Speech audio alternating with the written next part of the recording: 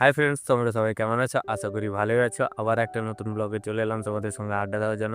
তো বন্ধুরা, তোমাদের আমার তরফ থেকে সবাইকে দোল উৎসবের শুভেচ্ছা ও ভালোবাসা।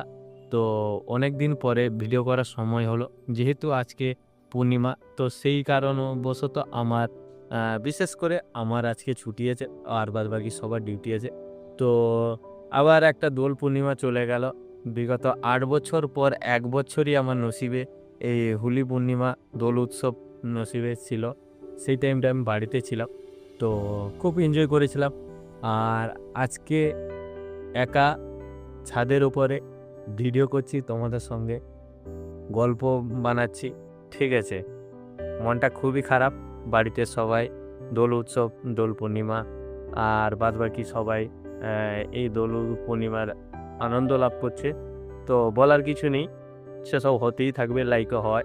সেটা বেশি বলারও কিছু দরকার নেই, আর করারও কিছু ইয়ে নেই মেনশন করার।